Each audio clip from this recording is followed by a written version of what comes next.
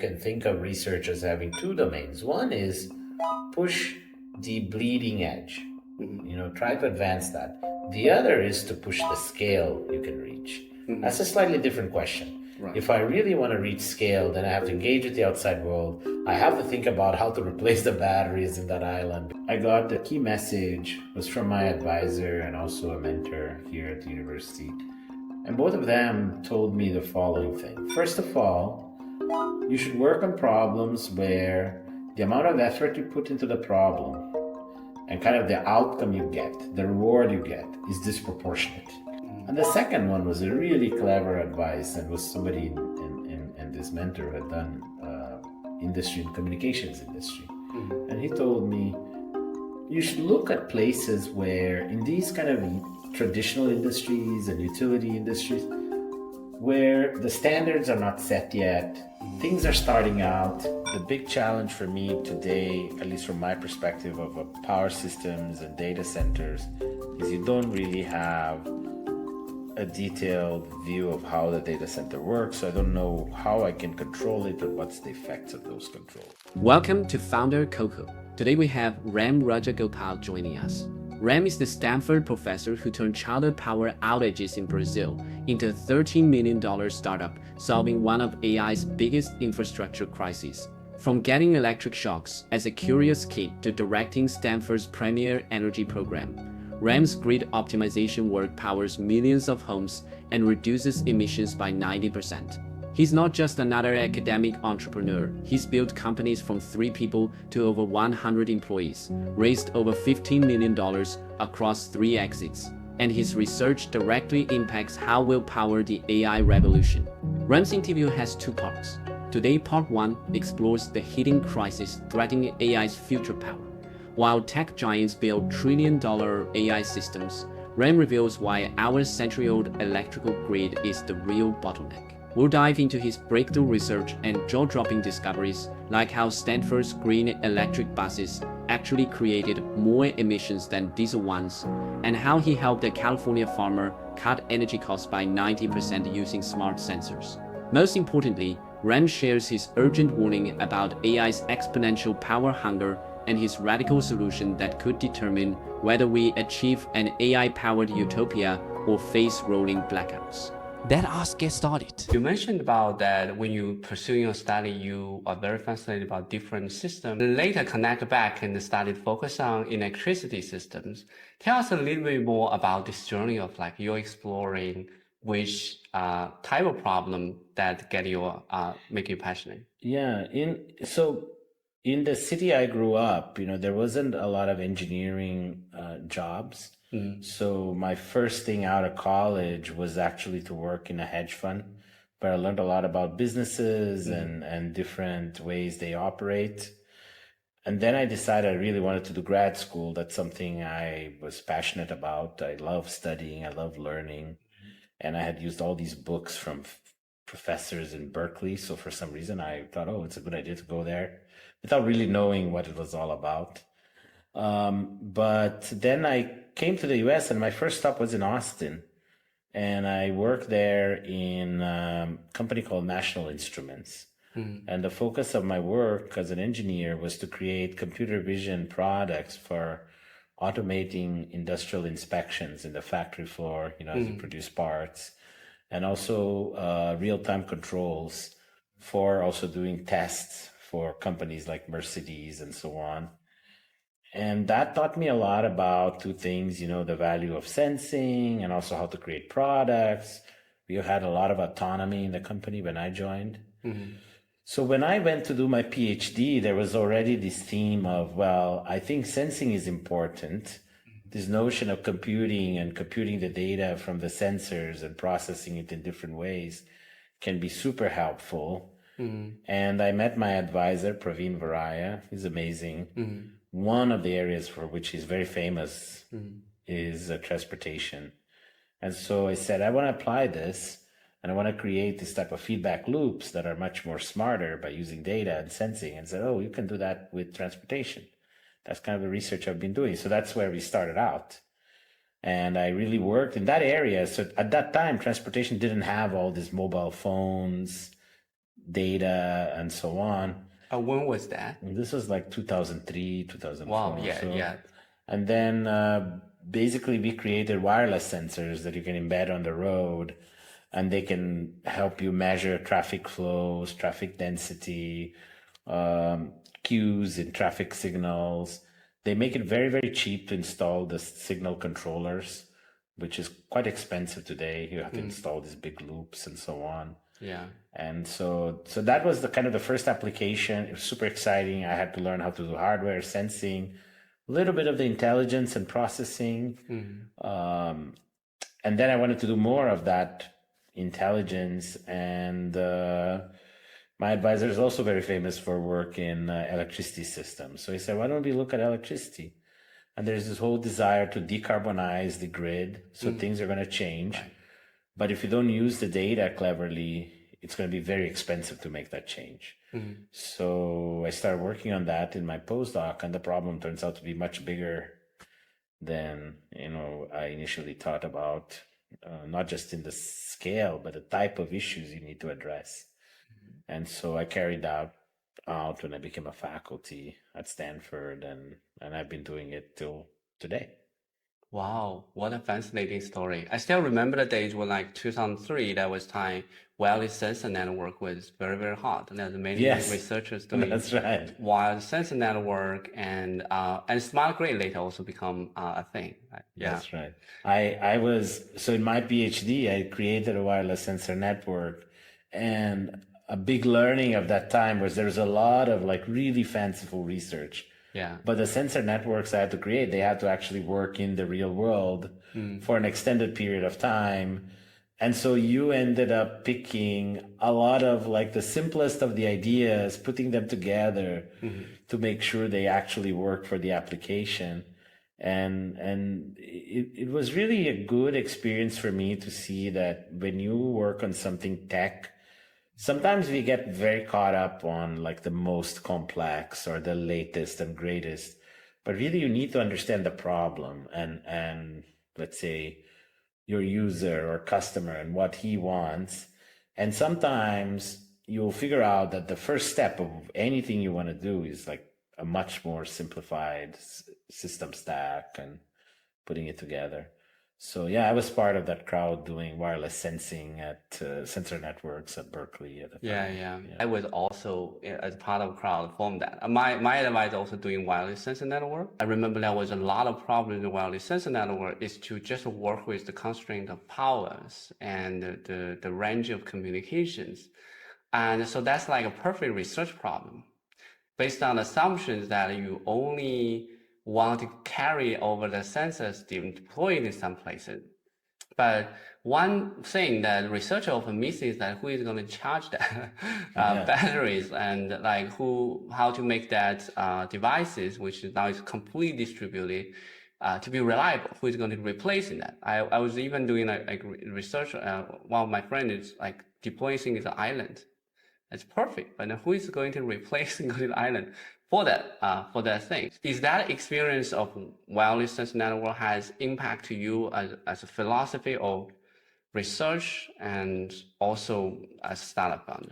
Yeah, that's a great question.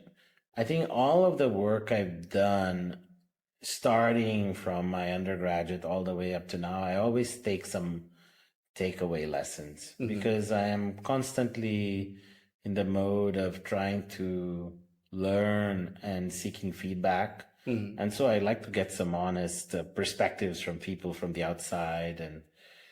And what I notice, for example, in that normally in every research, this is true, you go to the cutting edge. You're trying to push out the cutting edge of the technology. In some cases, the technology itself is a solution. It can be a product you can sell. For example, if you're doing biotechnology, sometimes you discover a certain, active principle and you patent it and you can license it and make a medication out of it. But a lot of times the technology is a tool which you're going to use to then build solutions. And when you take that perspective, I think, you can think of research as having two domains. One is push the bleeding edge. Try to advance that. The other is to push the scale you can reach. That's a slightly different question. Right. If I really want to reach scale, then I have to engage with the outside world. I have to think about how to replace the batteries in that island, because anybody that says, oh yeah, I actually need monitoring in an island, but I'm only showing up there every year, once a year, then you have to make sure your system at least runs once a year, and then you have a process for replacing all those batteries and so on. And normally this issue of scaling up is not a part of traditional academic research. It's not considered traditional academic research. And so when I was doing my PhD, there was a stage at which we had created some of these technologies, and I wanted to go and really try to scale them up, deploy them in some of the real world applications I had been targeting. It was a lot of hard work. Very little papers were written about it. It was not very glamorous. I was in the highway installing things, standing by, collecting information, and it was really something that you need to do if you actually want something to work in the real world, right?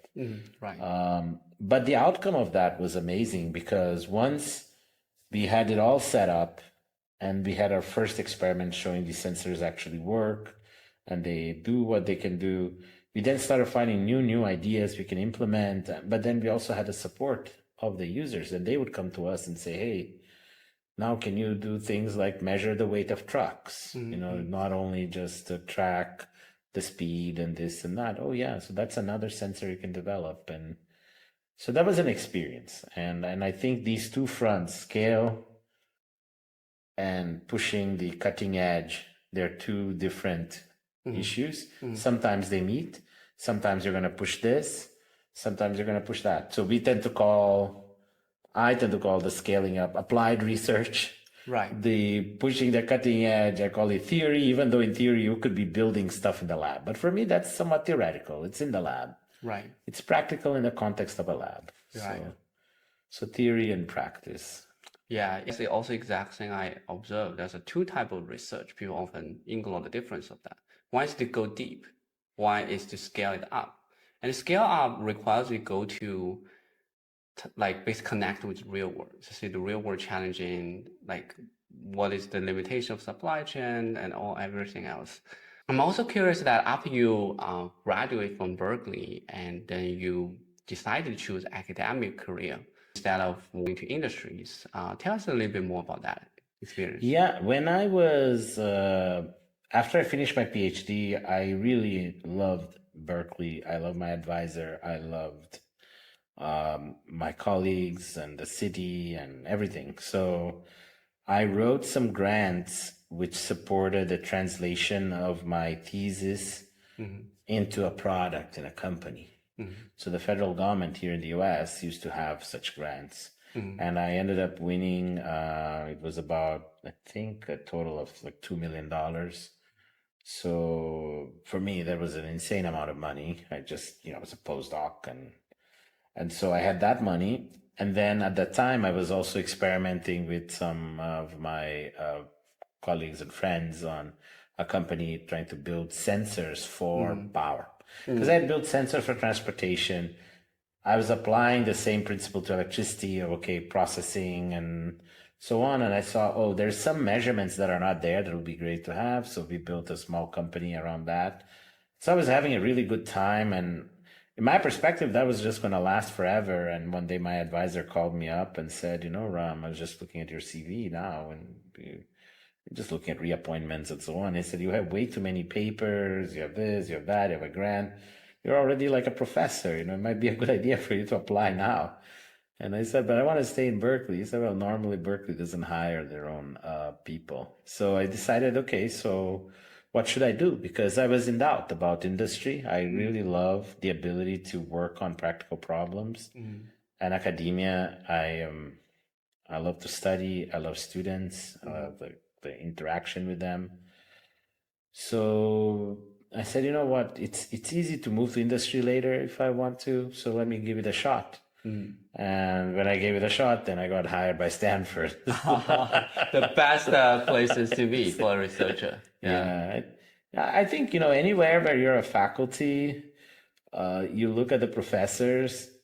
If you look at academia, I always say this to my students, take the top 50, top 60 universities in the US, you're going to have amazing faculty everywhere.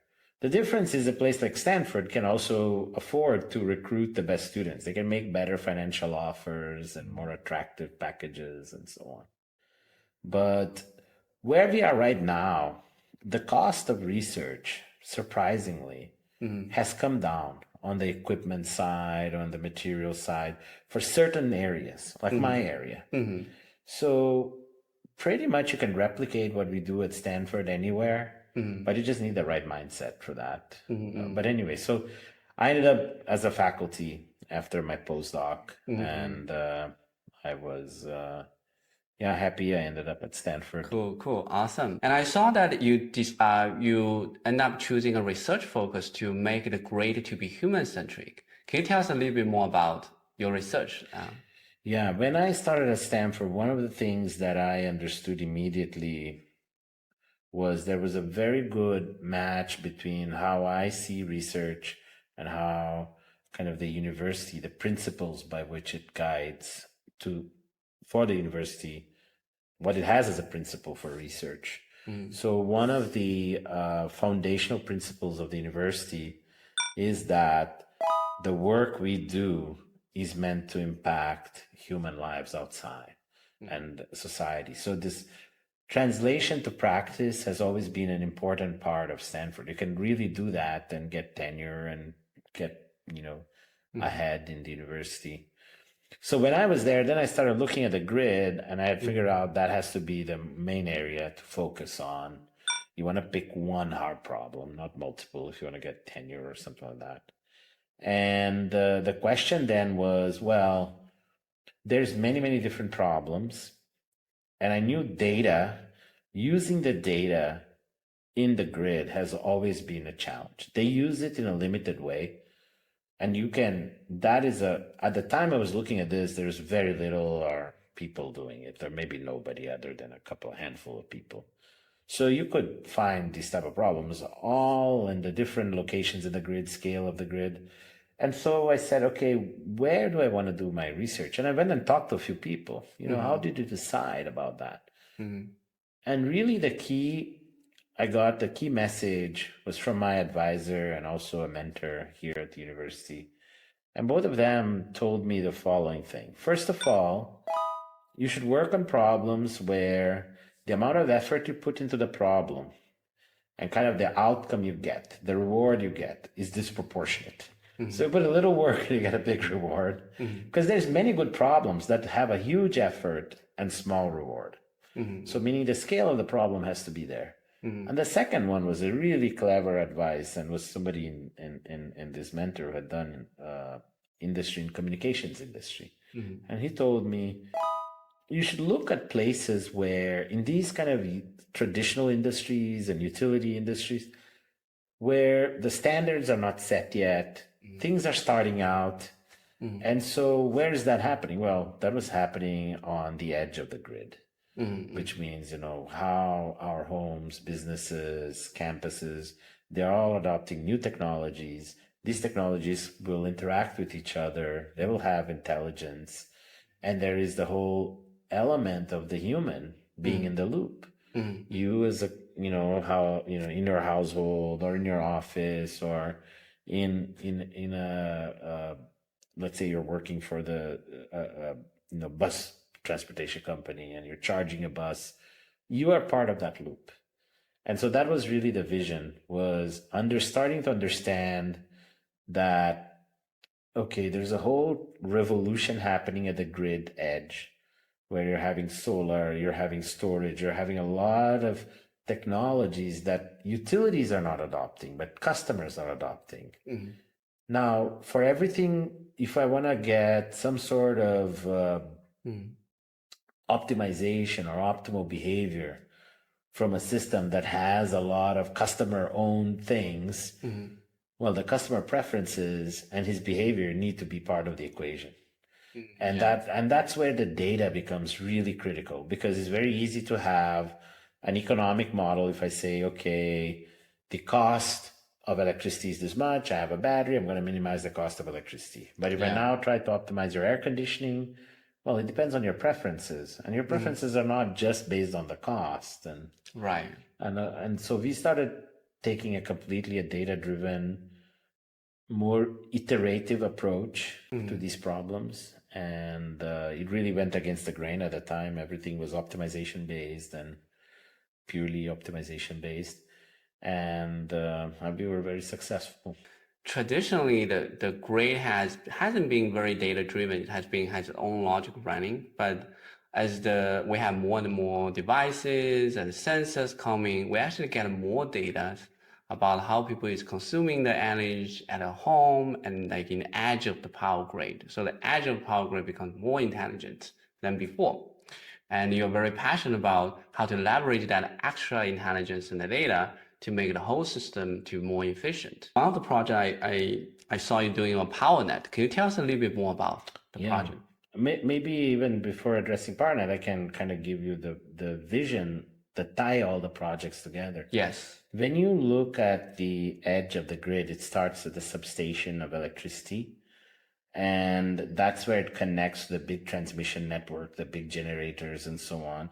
And then it comes all the way down to the wall socket in your bedroom. That all is considered the edge of the grid.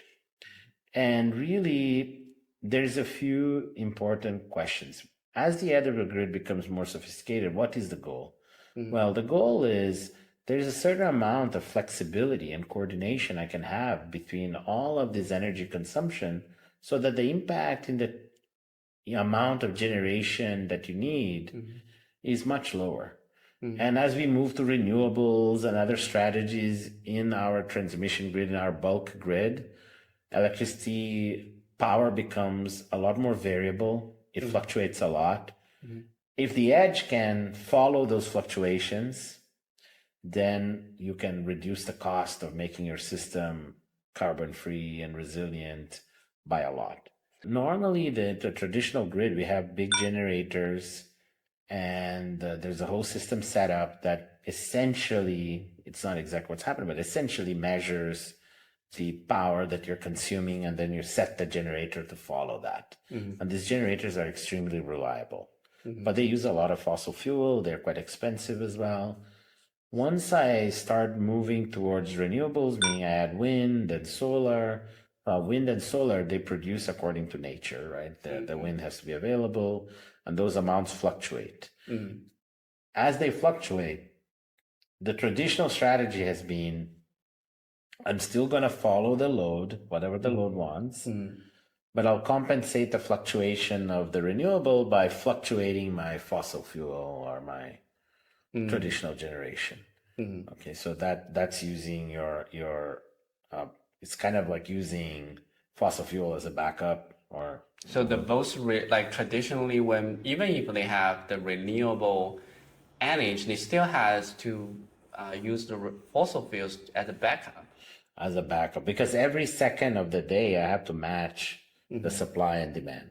So if wind comes down this minute, some other generation has to go up to compensate. Gotcha. So traditionally, they couldn't it couldn't be like 100% renewable because of that reason. Because of that reason, exactly. And there's no storage of energy. Was very complicated before. There's only a few methods, but they don't really scale up. Now we have battery storage, partially cures some of the problems, but still, all of that has a cost. This backup reserves, they're called reserves, they incur a cost. Ultimately, you could end up basically paying for two systems, all the wind and solar for the capacity of energy, that power that you need, and then the equal amount in backup because of you have to be ready for any fluctuation.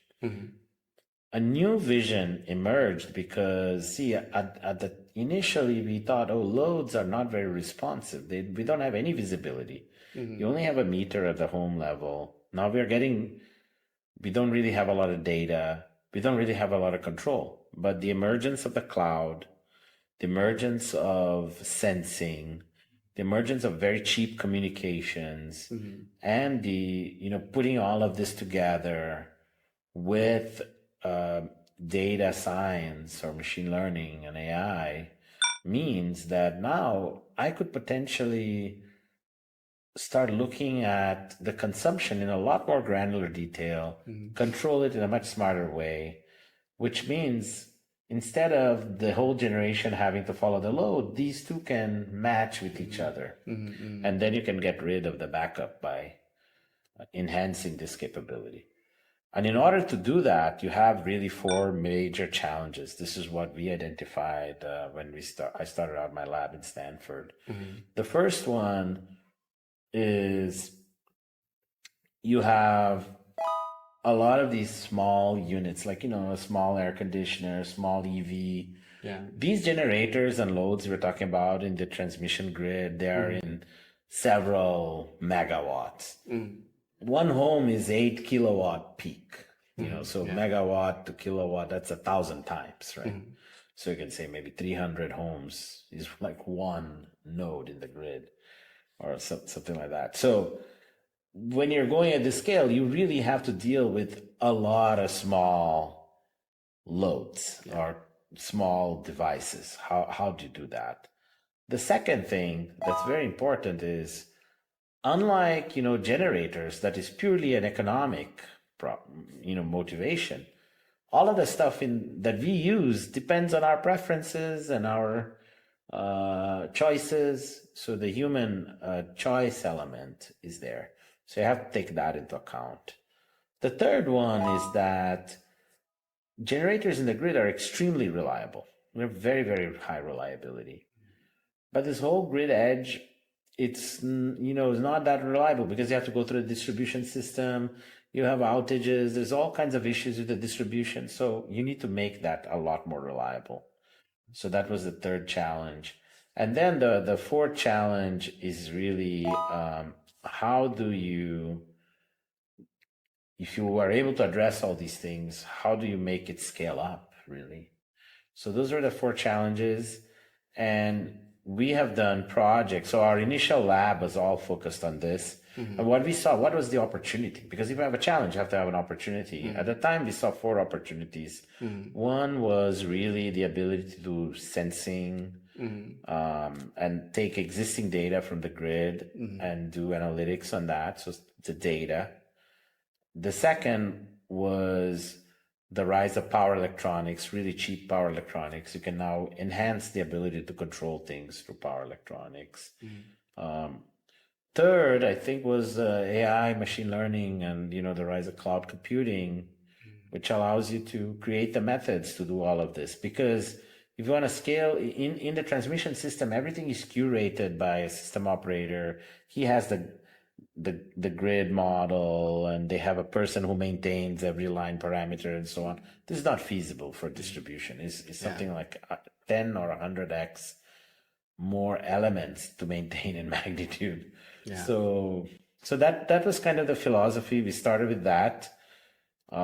We worked, the first project we did, the major one, was really understanding customer smart meter data. Smart meters existed, the data was not used. That was a project called Wisdom. Then we started looking at two things in parallel. One was PowerNet, which was the coordinating many small devices and energy resources, distributed energy resources through the cloud, how to do it scalably. There were a lot of publications in academia that pushed the cutting edge of algorithms, but they were not ever implemented on a real platform. And quickly we learned very complex algorithms are very hard to maintain and debug and scale. So we needed simpler strategies that exchanged less information. So that became PowerNet. And then we had a program called Vader, which was all about visualization and analytics of DRs. That was about strengthening and making the distribution grid more reliable. That was pretty much the first phase of my lab, was kind of this looking at digitization, and we did these things. Then we moved into kind of a second phase after that. You mentioned about the grid is very fixed supply, fixed buying system before. So everything is planned ahead of time. Now, because of the fluctuation caused by renewable energy, and also the demand is also be more fluctuating than before, it become like supply and demand problem, making it more like a marketplace. Yes. That requires more intelligence to smart match the supply and demand, which has turned out to be the strong thing for AI to do. Yeah, this is a great question. I think we are entering into this era of starting to think about these marketplaces that are dynamic, with true dynamic prices and dynamic matching. We have had experiments like what's called virtual power plants, where you enroll various assets by giving them some financial incentive into a cloud platform that allows you to signal to them using open protocols. There's a very famous company doing that, AutoGrid, and I advised that company for a few years. It really exploded when they, instead of selling the platform, they said, I'll sell you this virtual power plant, a generator. It's just going to control all these loads and resources and generate power, or even the load reductions, which is kind of negative power, as if it's a traditional generator. And utilities really love that because they know how to deal with traditional generators. They don't know how to deal with this disaggregated, huge volume of devices. As we moved, so you asked about the role of AI. One of the things that we started facing, so this was kind of around 2016, 2017, we entered the second stage of our lab, was really starting to look into massification of certain trends. So for example, the first trend that became clear that will explode is electric vehicles. So initially it is, a small number of electric vehicles are deployed, install chargers, operate the grid as you always did, everything works because there's such a small number. But what happens when you have 50% of the vehicles out there are electric? So we asked this question, we created a program called EV50 that looked at like the massive amount of electric vehicles, and we looked both at planning, operations, the economics and policy with a group of 10 faculty. And we found there AI became essential in many ways. On one side, AI was able to create the scenarios of what 50% looks like, where people will charge, how the charging will happen, how the grid will behave. And that allowed us to identify what engineering problems need to be solved. The second thing is AI was creating new things, like my colleague Marco Pavoni and myself looked into autonomous vehicle fleets doing ride sharing services. How would you deploy them? Where would you charge? The fact they're autonomous means there is no human preference involved now other than the rider, which simplifies surprisingly many other things. So you could look into that. So AI played a role there. And so this idea that AI could serve two roles. One is project future scenarios, understand where the technologies are being deployed, because there was also this, the adoption has been so quick. People don't know where are people installing solar, where is EVs. So we did a whole series of projects on using AI and mapping, doing major maps of where the resources are for planning. And then on the control and optimization itself, you can use AI for that as well because of the data, and rely a little less on models. But what we have seen so far is you don't always need the most complex AI for the controls and optimization, even though we do that in the bleeding edge of research. What you really need is a combination of what people already use, like existing physics-based models, and then some machine learning to close the gap between the physics and the reality. And those strategies work very well. We have published many papers on that. What is the most interesting and fun project that worked? And can you share us an example? In electric vehicles or generally? Generally, like currently, so electric vehicles is a lot of fun. The most fun thing we did was we took the Stanford electric bus system. There's 38 electric buses at Stanford. We discovered that they were creating more emissions than the diesel fleet that they replaced because of the moments they were charging. So we added battery storage, solar, and a lot of intelligence on the scheduling of when the buses need to charge, and got the buy-in from the operator to then change, and we brought down the emissions by like 90% or something like that on that. Another fun project for me was on the DR side. We went in PowerNet. We actually wanted to apply it to something that is really at a bigger scale than just homes, even though we have a platform with like 20 homes in Fremont that run PowerNet. So we found one of my students is, he likes to go to Central Valley in California, and he found this farm and found out farms use these huge fans to cool all their cows. How cool the It car. consumes a lot of power, a lot. And it was also being run in a way that was extremely costly and also generating a lot of emissions. And then we added sensors, wind speed sensors, and cameras to monitor where the cows are. We added battery storage, we added some power controls, and then we were able to reduce all of the costs by like 80 to 90%. Wow, 80 to 90%? Yes, because when it's windy, you don't need to run the fans, for example, and there's a lot of intelligence you can add at the edge. And the more surprising thing to us was the farmer initially was very skeptical, even though he allowed us to experiment with one of his barns. He said, "Oh, this all looks like toys for him." But then when he realized that with this system now, he knows which fans are running, he can control the fans remotely. Then he came and asked us, "Can you install it in all the different barns that we have here?" Because it's very, very useful. So those two are examples that I like because they actually are impacting the real world system day to day.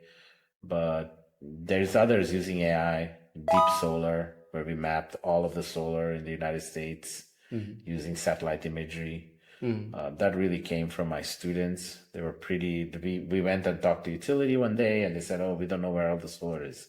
3 months later, a student shows up in my office and says, "Professor, I have a big problem." I said, "What happened, Jafan?" He says, "Oh, I racked up $30,000 debt in my credit card." I said, "Oh, what are you doing?" He said, "Well, I put all of my Google Cloud credits on there." I said, "For what?" "Well, here's a map of all the solar in the United States. We took like a deep learning model, ran it, and it worked."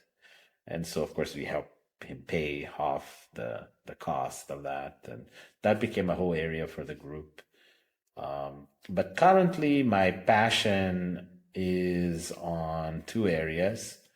One is really on how to power AI itself. AI consumes a lot of power. It creates a ton of issues. And I'm particularly interested in three questions. One is, well, if I want to grow AI and how much AI is deployed, I need to have more data centers. To do that, I need to connect more data centers to the grid, how to accelerate that. And that has become an industry project for us as a startup. Second is, as the AI data centers are processing information, there's a lot of fluctuation in power, which was never seen before. There's no load that looks like these AI data centers. And you need to create certain power, electronics, electrical engineering solutions to kind of buffer some of that so that you don't create problems. And third, I really am very, very interested in understanding and exploring a little bit.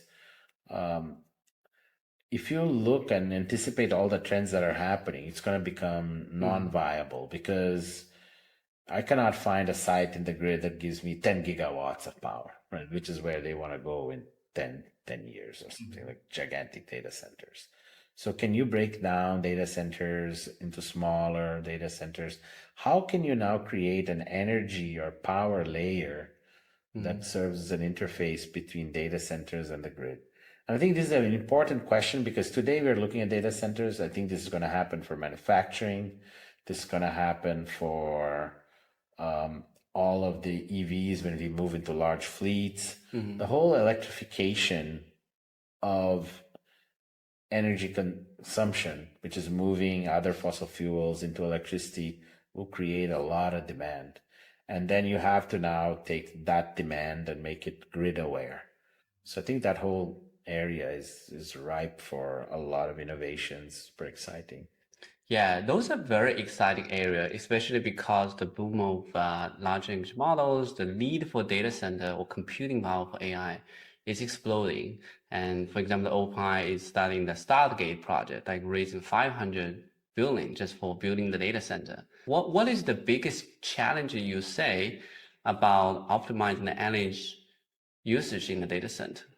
Yeah, so we are not doing that ourselves because I think the biggest challenge is that you don't really know how real world data centers are operating and what are their constraints. What do I mean by that? You can actually replicate their hardware. You can put a rack at Stanford, put all of the power and the same. But really, the way the software is being run is going to determine your energy efficiency. And the way the software is run depends on the way the business is structured. So for example, if we spend a lot of time, we have partnered with Azure for some of these projects, spent time with them, and we learned things that are super interesting. One part of Azure Cloud, it sells cloud access to customers. Those customers buy a virtual machine. Well, whatever goes on inside that virtual machine, Azure has no visibility. It's not allowed to know, is it computing? Is it not computing? What's happening? So you can't really control it. And if I can't control it, then I can't create my energy efficiency, right? So there's a lot of limitations like that. And then each company of these hyperscalers, they set up their kind of data center control and optimization in a different way. So unless you have worked in those teams or you have seen this up and close, it's very hard to create a sort of optimization that will apply. That one of these, at least major three vendors, AWS, Google, and Azure, any one of them would adopt. So I think that is the biggest challenge when you think about energy efficiency of the data center from a systems perspective.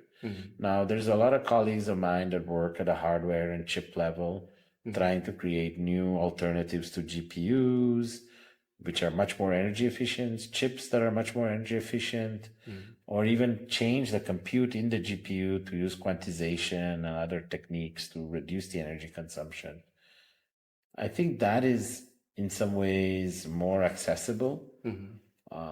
But even there, if I create a GPU that's less consuming a lot less power than, an NVIDIA A100 or something like that,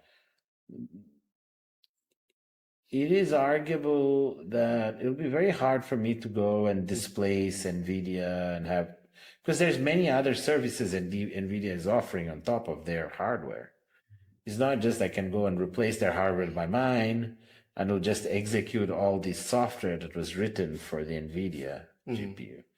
So I think we are still at the very start of this curve. There's going to be an emergence of various platforms for compute like it was in the PC era, but for AI compute.